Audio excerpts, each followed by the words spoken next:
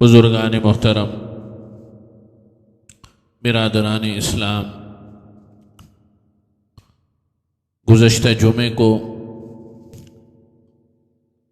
ایک سلسلہ شروع کیا تھا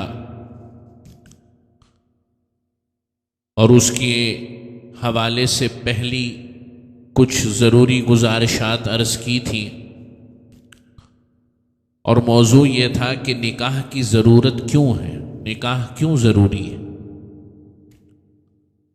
اس کے حوالے سے فضائل، معاشرتی طور پر اس کی ضرورت کو بیان کیا، اور بات چل رہی تھی کہ نبی جتنے بھی انبیاء گزرے ان سب نے 4 چیزوں کو پسند فرمایا، اربع من سنن المرسلین، کہ 4 چیزیں ایسی ہیں جو کہ تمام نبیوں کی، تمام رسولوں کی سنت ہیں، ان کا طریقہ کار ہیں، اور ان میں سے ایک حیا ہے، ایک خوشبو لگانا ہے، مسواک کرنا ہے، اور آخری چیز نکاح۔ یہاں بات چل رہی تھی، اور یہ بات عرض کی تھی کہ جو عمل نبی کریں، اور پھر نبی بھی صرف نبی کریم صلی اللہ علیہ وسلم نہیں بلکہ حضور فرما رہے ہیں اربع من سنن المرسلین، تمام نبیوں کی حضرت آدم سے لے کر نبی کریم صلی اللہ علیہ وسلم تک سب کا سنت اور طریقہ کار یہ رہا ہے، سوائے 2 یا 4 نبیوں کے، جن میں سے ایک نبی حضرت یحییٰ علیہ الصلاۃ والسلام کا ذکر قرآن مجید میں خود ہوا، اللہ نے فرمایا کہ انہوں نے نکاح نہیں فرمایا، اس کے علاوہ تمام کے تمام نبیوں نے نکاح فرمایا۔ تو اس سے یہ بات اسٹیبلش ہو گئی کہ جو عمل تمام نبیوں نے کیا ہے اس کی حیثیت کسی عام عمل کی نہیں ہے بلکہ عبادت کی حیثیت ہے۔ چنانچہ میں یہ بات کر رہا تھا کہ نکاح میں بیک وقت یہ ایک طرف ایک معاملہ بھی ہے اور دوسری طرف ایک عبادت بھی ہے، عبادت کا بھی اس میں پہلو ہے اور معاملے کا بھی پہلو ہے، اور وہ انشاءاللہ آگے عرض کروں گا کہ معاملے کا پہلو کیسے ہے۔ چنانچہ ہمارے یہاں اس سلسلے میں غفلت برتی جاتی ہے اور دین اور شریعت کے بنیادی اصولوں کو پس پش ڈالا جاتا ہے، اس لیے روز بروز یہ عبادت اور یہ عمل مشکل سے مشکل ہو رہا ہے، مشکل سے مشکل ہو رہا ہے۔ حضرت عبداللہ ابن مسعود رضی اللہ تعالیٰ عنہ فرماتے ہیں کہ ہم نوجوان تھے، نبی کریم صلی اللہ علیہ وسلم کے ساتھ ایک دفعہ جا رہے تھے، مجلس میں تھے، تو آپ صلی اللہ علیہ وسلم نے فرمایا یا معشر الشباب من استطاع منکم الباء، اے نوجوانوں تم میں سے جو شخص، من استطاع منکم الباء، تم میں سے جو شخص استطاعت رکھے نکاح کی، فلیتزوج، اس کو چاہیے کہ فوراً نکاح کر۔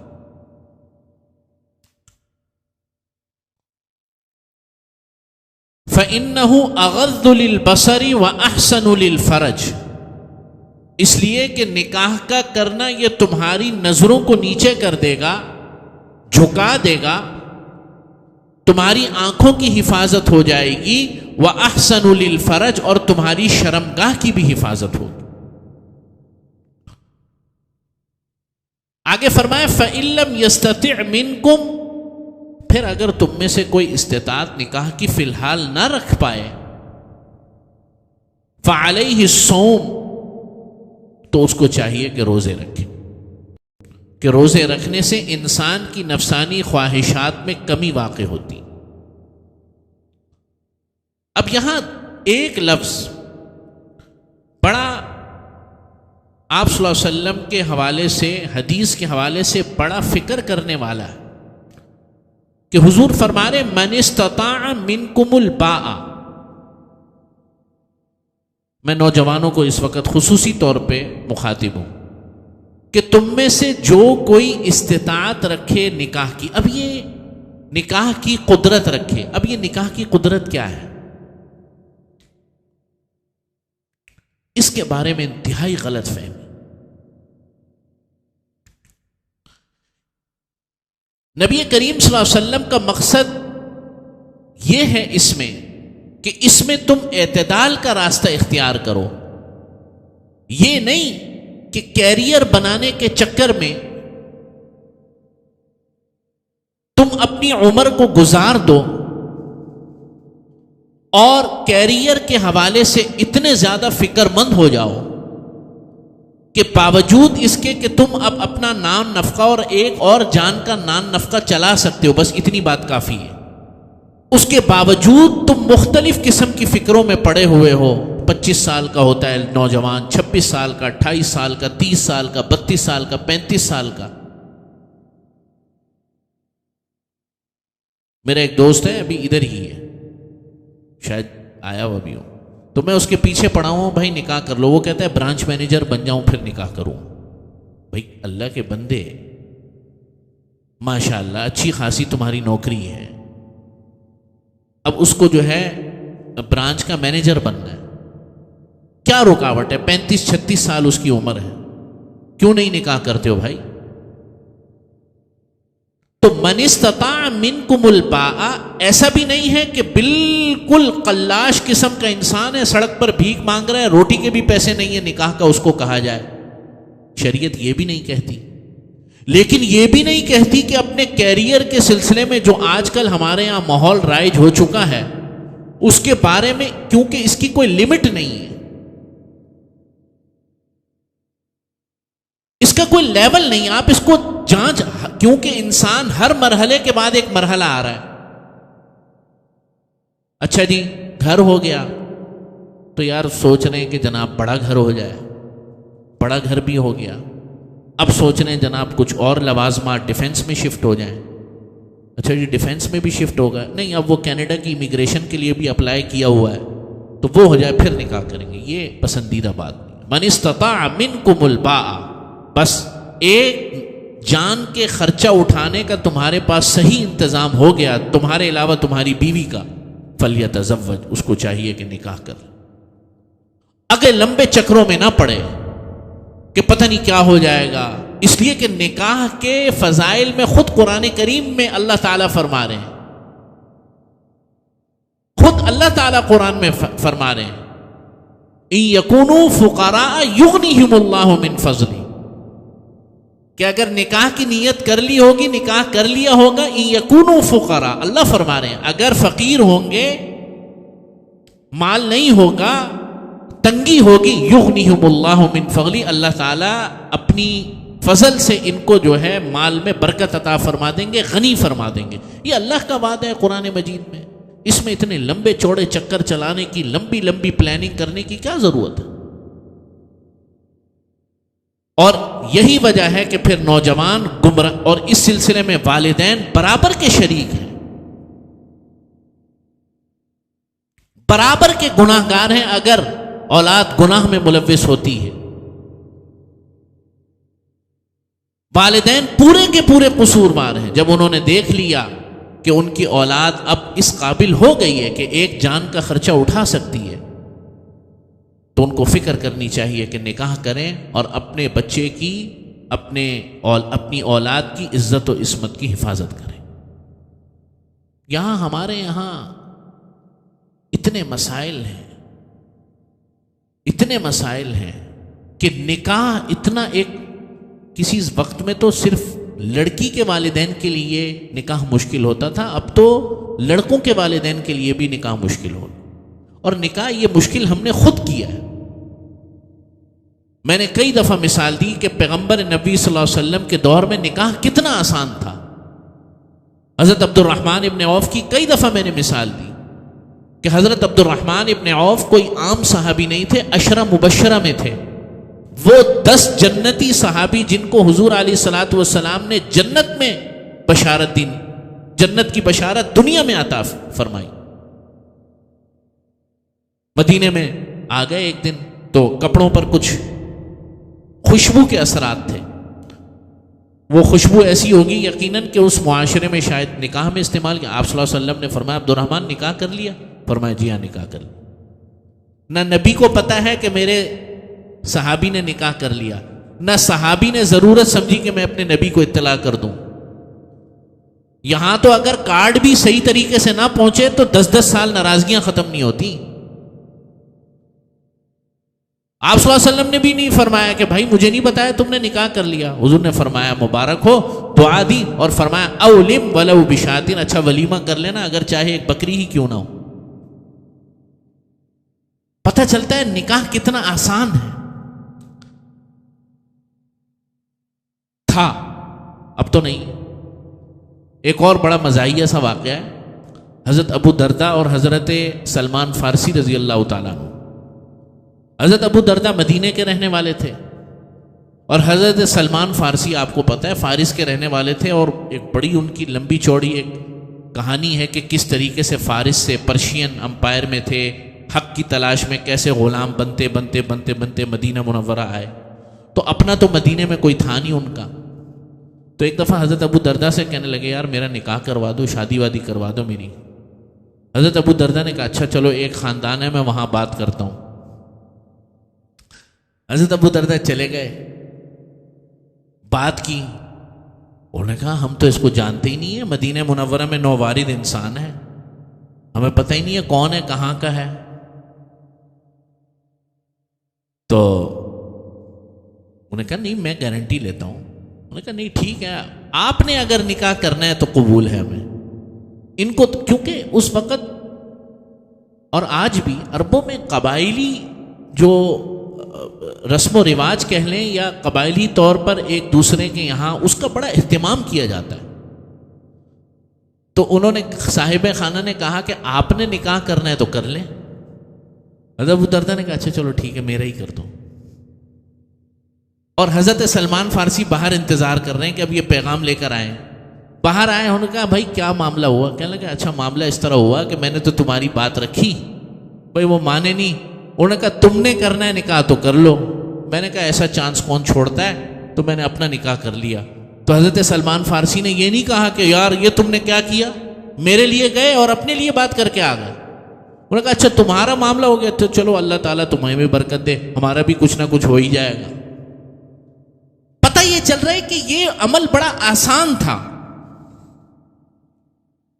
اور یہ آج اتنا ہی مشکل ہو گیا جتنا دن بدن مشکل ہوتا جا رہا ہے اور ہو رہا ہے. معاشرے میں فساد پھیل گیا. آپ صلی اللہ علیہ وسلم فرماتے ہیں اذا خطب الیکم من ترضون دینہ وخلقہ فزوجوہ. جب تمہیں کوئی رشتہ بھیجے، چاہے وہ لڑکی کے والدین کو کوئی رشتہ بھیجے یا لڑکے والوں کو کوئی رشتے کی طرف بتائے، اشارہ کرے یا خود بھی بھیجے،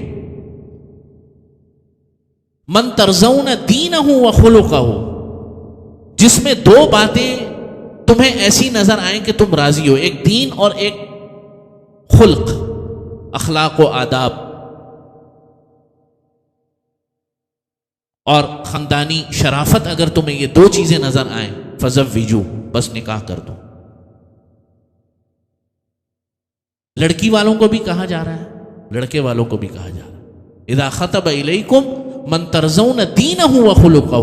دین اور آداب و اخلاق، خاندانی شرافت اگر تمہیں اور عقیدے کی درستگی تمہیں نظر آئے فزوجو، تو بس نکاح کر دو، چاہے وہ لڑکی ہو چاہے وہ لڑکا ہو.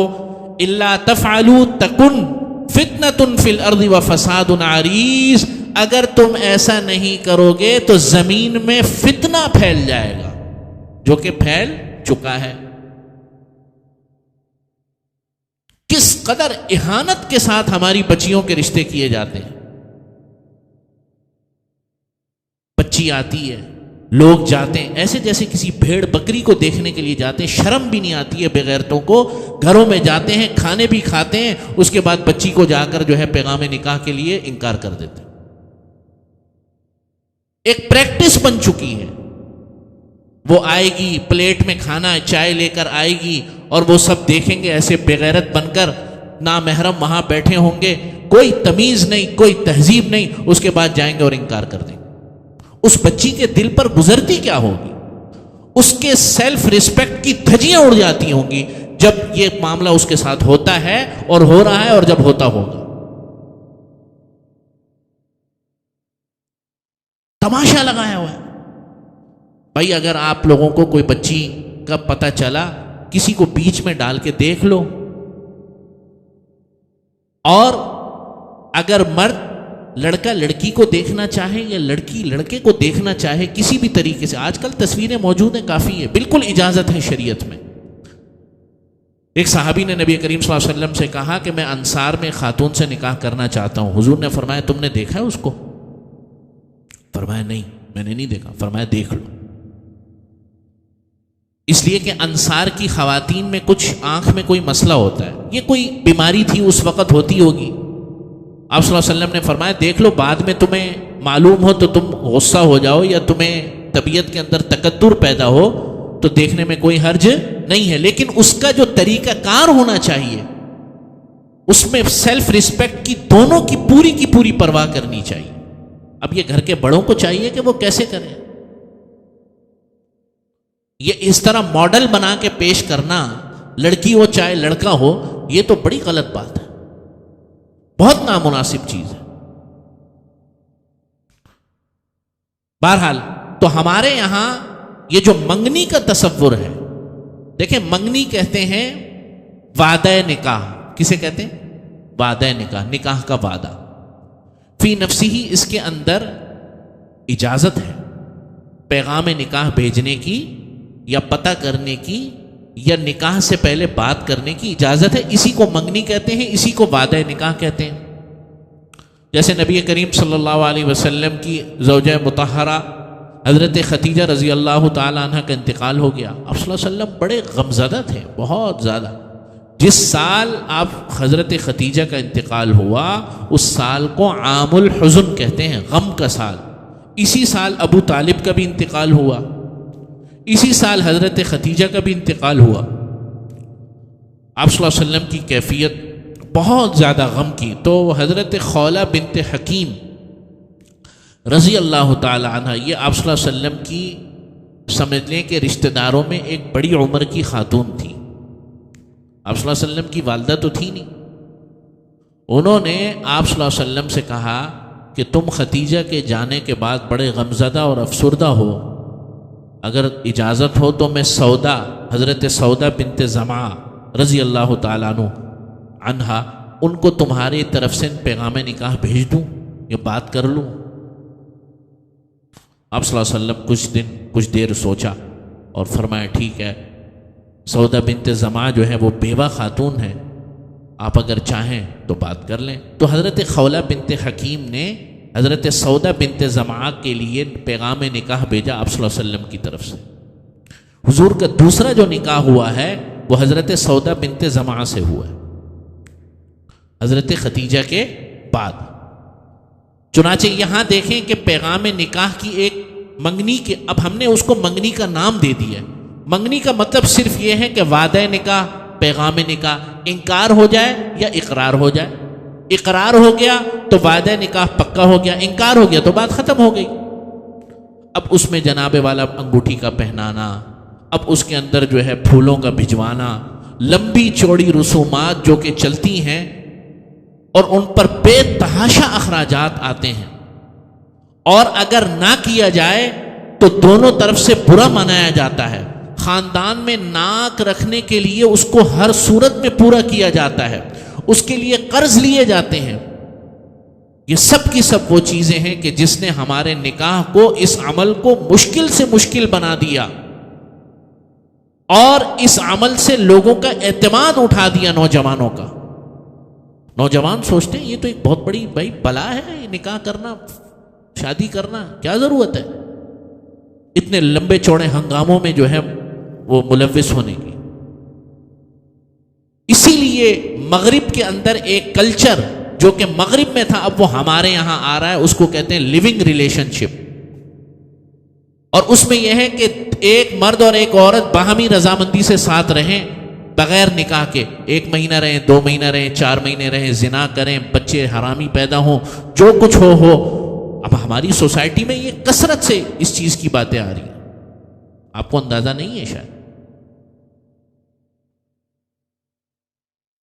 یہ سب اس وجہ سے کہ پیغمبر کی سنت کو، دین کی شریعت کو جب پس پش ڈالا تو پھر اس کے یہ نتائج آپ کو بھگتنے پڑیں گے یا بھگت رہے ہیں، اور آنے والا دور اور زیادہ خطرناک آ رہا ہے۔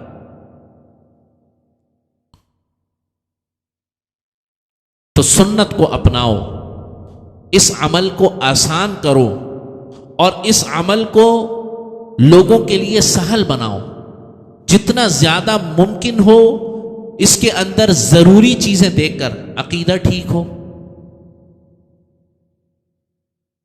شرافت ہو خاندانی،